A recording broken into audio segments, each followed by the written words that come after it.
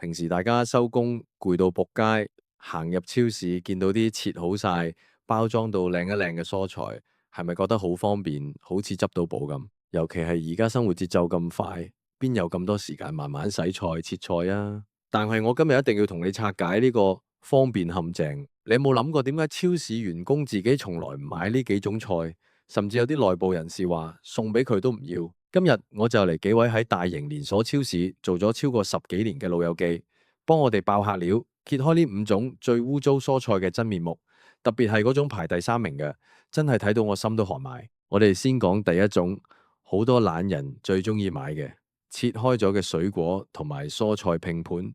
你可能會話超市切好晒，我返去直接落鑊或者直接食，慳返唔少時間。但係你有冇諗過嗰把切菜嘅刀到底切過幾多嘢？超市每日要處理咁大量嘅食材，負責切菜嘅員工未必有時間每切完一樣嘢就去徹底消毒把刀。仲有啊，呢啲拼盤入面嘅菜，好多時係因為嗰棵菜或者嗰個果本身已經有部分開始爛，員工為咗唔好嘥嘢，就將爛咗嗰部分切走，剩返睇落去仲見得人嘅部分就裝入盒，包上保鮮紙，就變咗一份新嘅拼盤。你以為買到新鮮，其實你係買緊二手菜。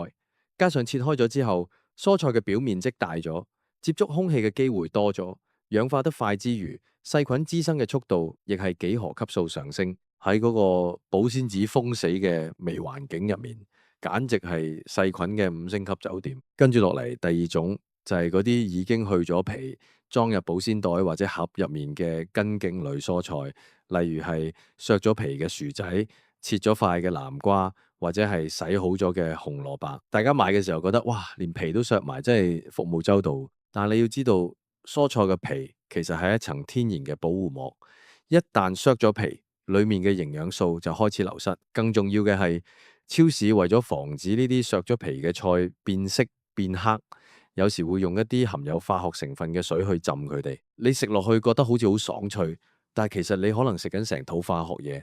老員工同我講，佢哋見過有啲處理過嘅薯仔，擺咗2、3日都仲係咁白淨。你諗下呢件事有幾咁唔自然？而家要講到重中之重，亦即係今日嘅第3種。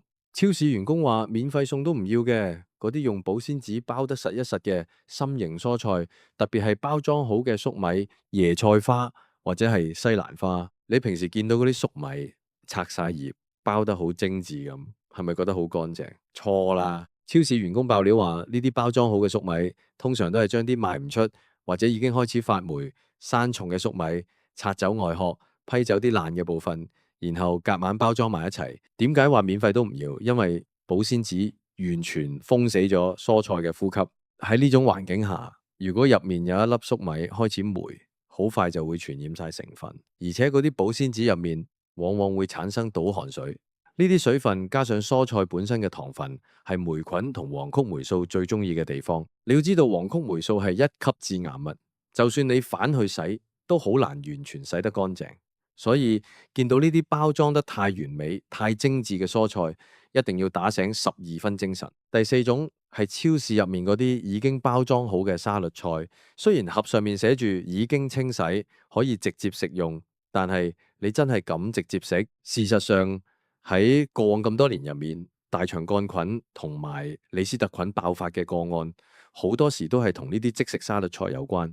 超市嘅生產線通常係大規模自動化嘅，只要其中一棵菜帶有病菌，成個批次嘅菜都會被污染。而且為咗延長保鮮期，呢啲菜往往會經過淥水浸泡。雖然係符合食品安全標準，但係諗到自己每日食緊淥水浸過嘅菜，個心總係唔太舒服。老員工仲提醒我，呢啲袋裝菜嘅底部如果出現水漬或者有啲黏糊糊嘅感覺，千萬唔好買，因為嗰度已經係細菌嘅溫床。最後第5種係嗰啲放喺超市特價區已經開始萎縮或者變色嘅蔬菜。好多老人家或者精打細算嘅家庭主婦見到3蚊一包、5蚊2袋就忍唔住手。但係大家要明白，蔬菜一旦開始枯萎，入面嘅亞硝酸鹽含量就會大幅增加。亞硝酸鹽喺我哋體內會轉化成亞硝胺，呢種物質對身體嘅傷害係好大嘅。超市將呢啲菜打包成特價裝，往往係想喺佢哋徹底爛晒之前套現。你以為執到平嘢，其實係將身體健康攞嚟搞飛。講到呢度，大家可能覺得咁我仲有咩可以買啊？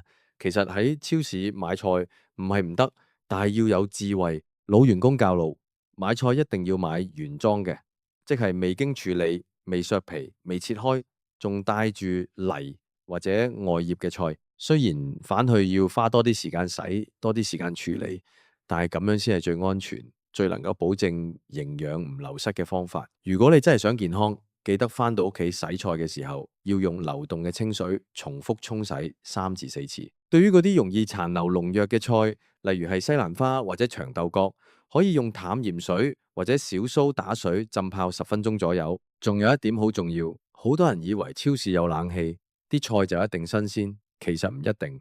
超市嘅燈光全日開住，其實會加速蔬菜嘅光合作用同埋營養流失。買菜嘅時候要學識望聞問切，望下個根部係咪乾爽，有冇變黑，聞下有冇異味或者過重嘅化學味，用手輕輕撳下，睇下係咪仲係結實。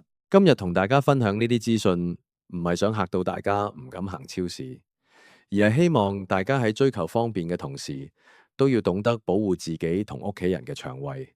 尤其係家中有老有嫩，佢哋嘅抵抗力比較弱，一旦食咗呢啲帶菌或者唔新鮮嘅菜，後果真係可以好嚴重。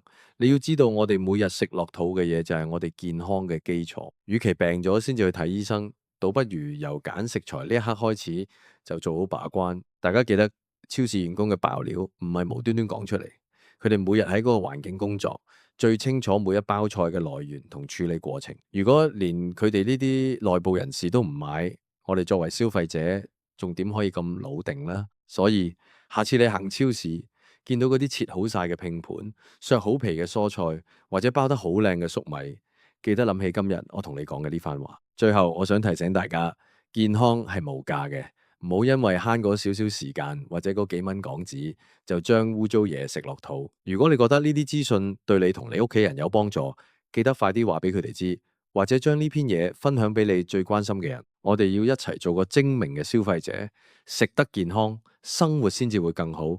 記得揀菜要揀最自然、最原始嘅樣，咁樣先至係真正嘅養生之道。大家要好好保重身體。